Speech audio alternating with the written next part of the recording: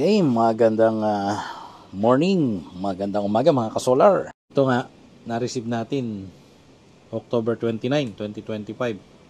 So bagong-bago pa. At dalawang items ito. Una ay JKBMS at saka yung fire extinguisher. So hindi pa tayo nakagamit ng fire extinguisher para sa battery. Ito, buksan na natin. Jinx. Unboxing muna tayo ha. At medyo nabasa ko naman na yung specs nito. Bibigyan ko na lang kayo ng konting kwento about sa specs at yung applicability, no? Medyo umuulan lang. So buksan natin dito. Bah. Ayan. So ayun nga, parang ito monitor ito. Tapos ito yung BMS, no? Ayan, so kung BMS ito ay kinakailangan magkaroon tayo ng separate video para sa BMS. At yun na nga. May mga fire extinguisher dito, no? Fire extinguishing device. Ayan, 3, 4. Ayan, 4 na piraso. So siguro disposable. At 4 na items din pala. Dahil kasama dito, no, yung heat aerosol fire extinguishing device. Wow. Ayan, ididikit lang kasi may 3M na adhesive. So tingnan muna natin ito. Ayan. So parang SPD So fire extinguishing device. Ayan. At ididikit lang din, no? Kaya pala 4 na piraso. Sige, mamaya natin babalikan yung fire extinguishing device. At tingnan pa natin tong isa. Puro lahat bukas na. Ayan. O ito naman yung BMS, no? Pero alam ko ay screen ito, screen. Ayan, no? Okay. So hindi nga tayo nagkamali. Okay, buksan muna natin para makita nyo. And magkikwento na tayo tungkol dito sa BMS. Kasi may specs naman dito nakalagay. Ayan, no? Ayan. So may QR code. So may scan natin yan para malamin natin yung kwento, no? Tungkol dyan. Siyempre, pag sinabing kwento, hindi yung kwentong walang kwenta. Dahil ipapaliwanag natin dyan kung ano yung mga data at yung applicability niyan, ano, kung paano ginagamit at siyempre, yung mga limitations, no? And mahalaga din yung application niyan. Halimbawa, gagamit ka ng lithium titanate oxide o kaya lithium iron phosphate o yung lithium ion. Wag lang lead acid kasi hindi na applicable yun. Okay? So ito ang pinadala. JKPB2A16S15P. So yung 2, yan yung amperahe niyan or balancing current. Yung 16, ibig sabihin niyan, pwede kang mag-series ng hanggang 16 na cells, no? At sa LiPo4 yon. Pero magkakaiba naman yan kung halimbawa, lithium ion, iba naman ang kanyang nominal voltage at saka yung highest voltage niya, which is i-explain ko later. At ganun din yung LT or yung lithium titanate. At isama na natin yung sodium ion. So magkakaiba yan, no? Magkakaiba yung nominal voltage. At ito ay mayroong 150 amperes charging current at 300 amperes discharging current. So kung napapansin niyo yung 8-16, ibig sabihin pwede ito sa pang 24 volt system.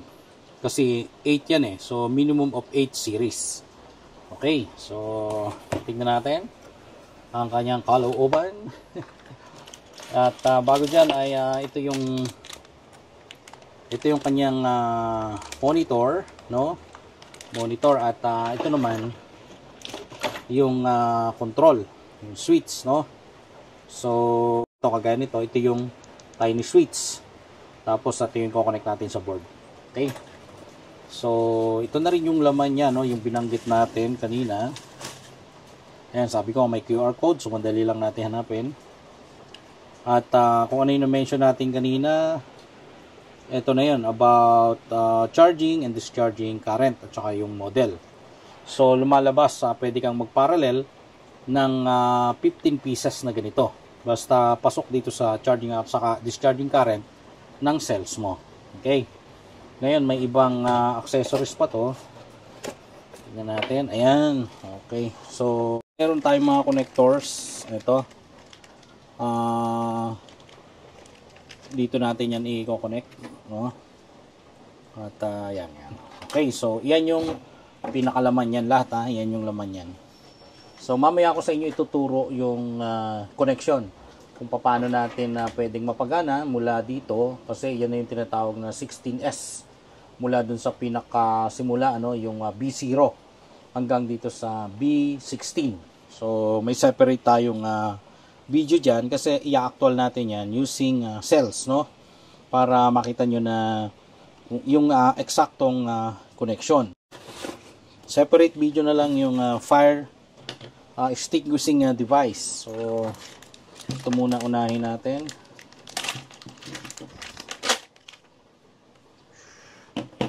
So, may monitor. Tingnan nyo yung kanyang board.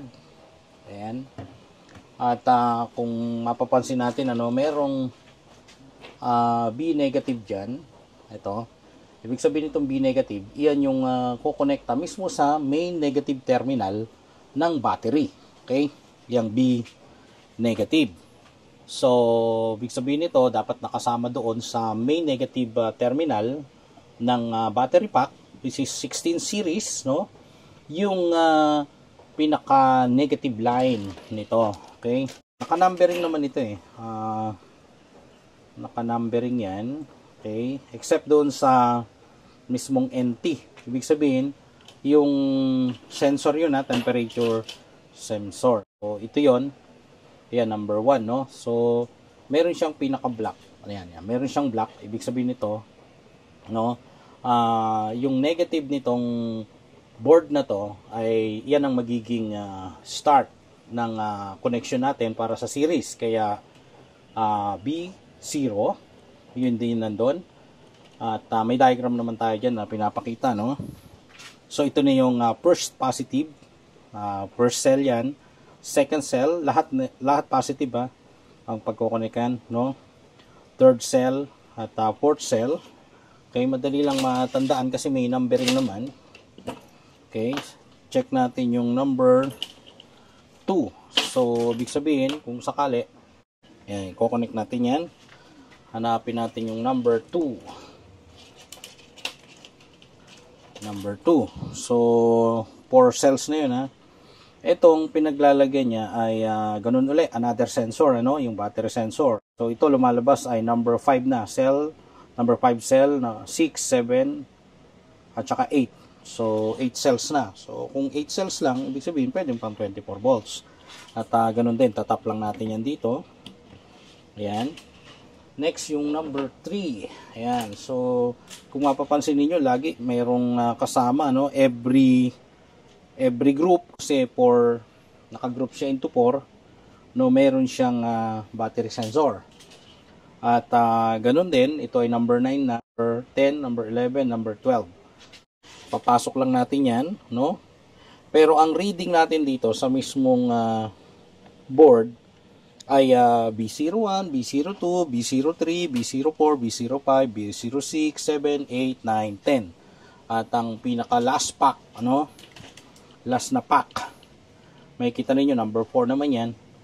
Number 13 na to kasi umabot na tayo ng number 10, 12 dun 13, 14, 15, 16. Okay? So, ibig sabihin, buo na yung pack natin. Ayan. Okay.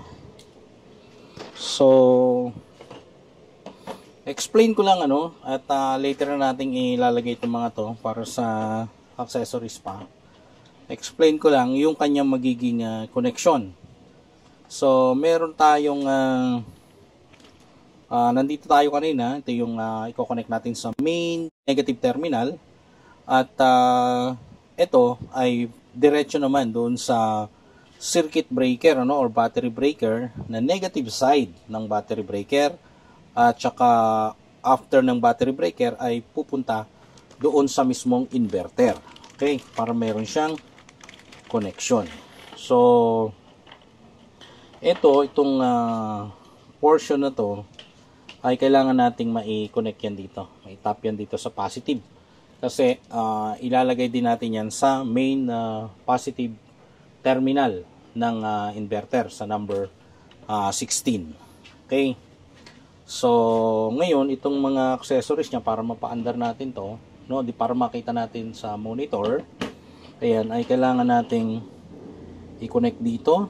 So ayan, madali lang kasi merong kanya-kanya talagang slot yan, may slot. Ayan, so P3 na ang tapat nito. Nasa P3.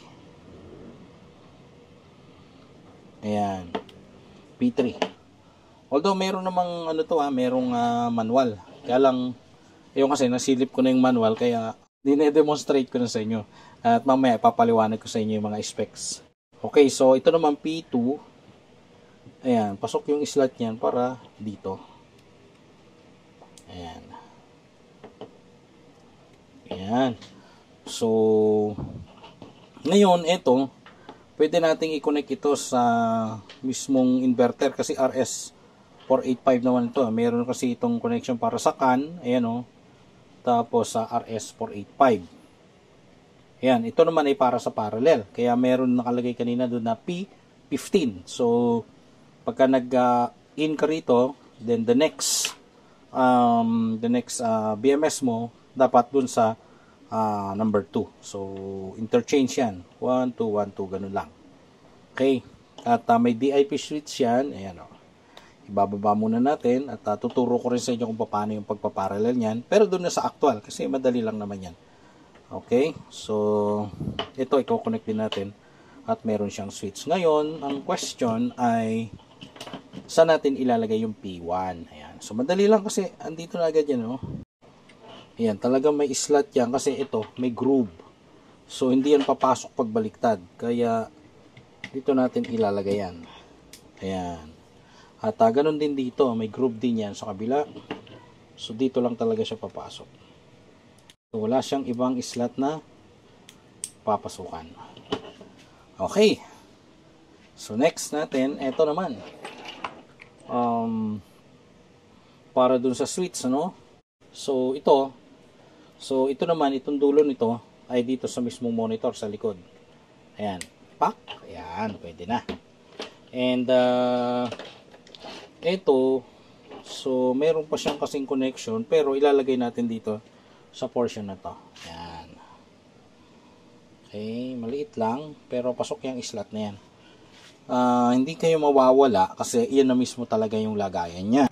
Dahil yung mga saktong-sakto lang yung paglalagay niya, yung pagpapasukan.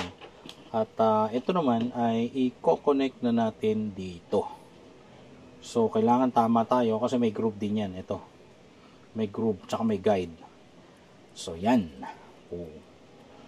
And ito ilalagay natin dun sa as control. Kung ayaw natin gumamit ng monitor, pwedeng diretso na ito dito. Ayan, diretso yan dyan. So spare natin to.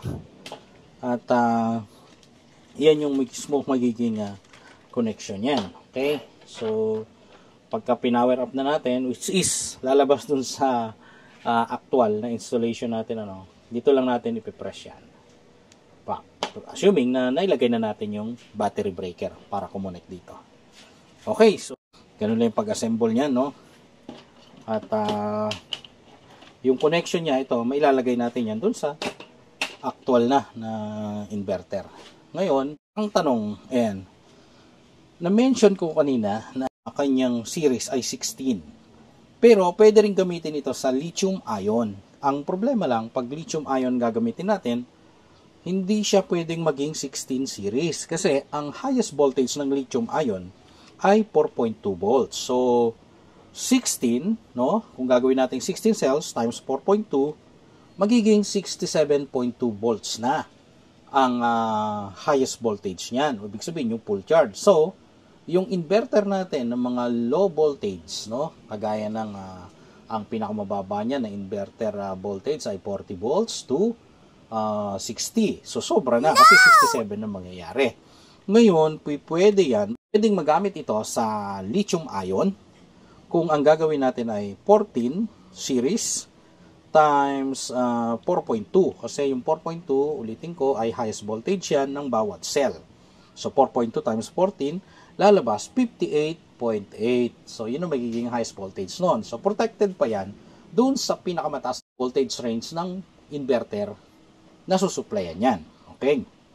Ngayon, yun yung highest voltage para sa lithium ion. Ano ba ang lowest voltage ng lithium ion? 2.5 volts DC.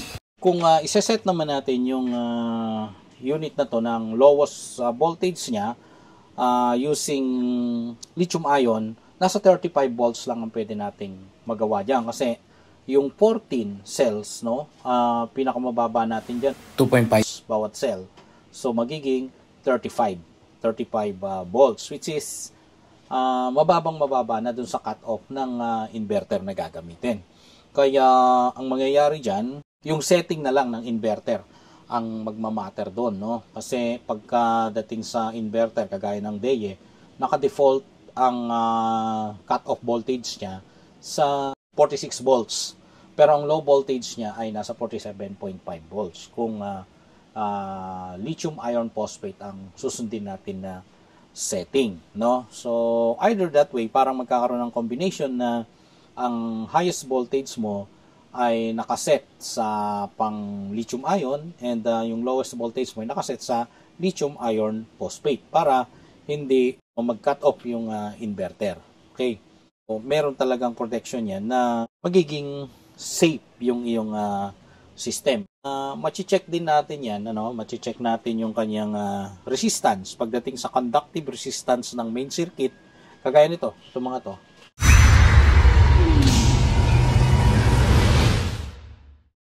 Okay, so isingit naman natin yung sodium ion.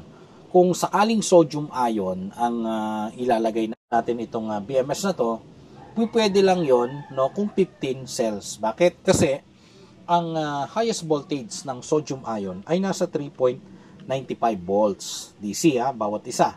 Ngayon, pag ginawa natin 16 yan, no, ay magiging 63.2.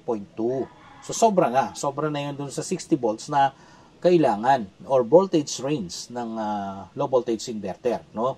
So ang pwede lang natin ay 15 series, no, para makuha natin yung 59.25. Pero masyadong malapit pa rin 'yon.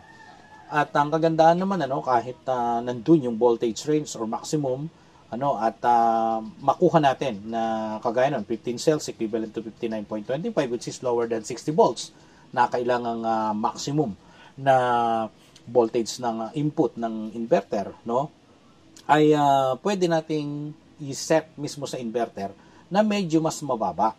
So in that way, pagka medyo mababa yung kanyang maximum voltage, no, baga na-adjust naman natin yan, ay ma-maintain natin yung kanyang cycle life. Hindi magiging epektado para uminit. Okay? So ngayon, ang tanong, ilan naman yung pinaka-lowest voltage ng sodium ion?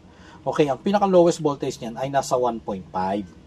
So kung 1.5 tapos 15 series lang ang cells, no, lumalabas 22.5 lang yan. 22.5 volts ang pinakamababa. So kung yun ang magiging low voltage natin na isa-set sa inverter, hindi naaabot doon kasi yung inverter lang mismo ang pinaka-voltage range niyan ay 40 to 60 volts, no? Yung 40 yun ang pinakamababa at yung 60 ang pinakamataas. Ngayon, yung na-compute natin na 22.5 volts, lowest voltage ng mismong sodium ion ay hindi naaabot doon. So, ibig sabihin, ang magmamatter pa rin dyan ay kung ano yung setting natin sa inverter. Okay? So, yun yung sa sodium ion.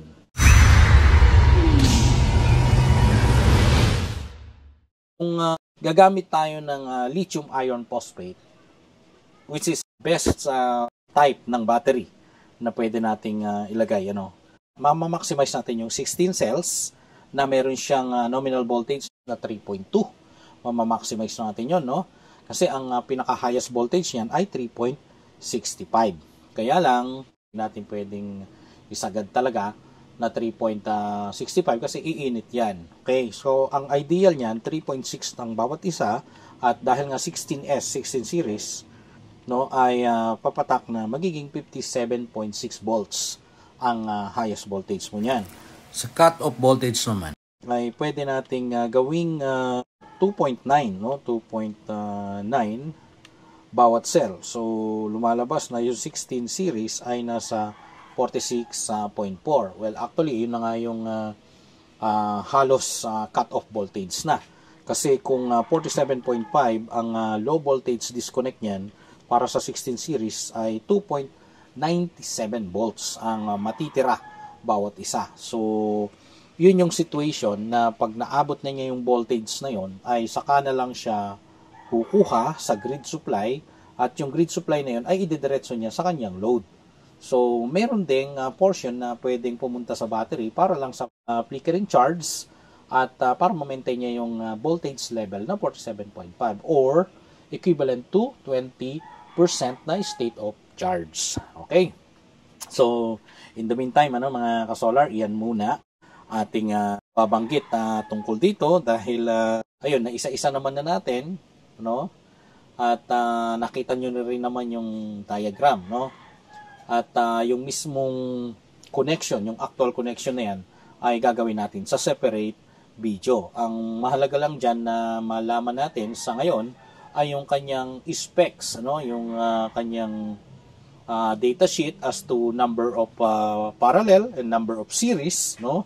At yung kanyang balancing current, which nasabi na natin na 2 amperes, at yung continuous discharge current niyan, at na 150 amperes, at maximum discharge current, no?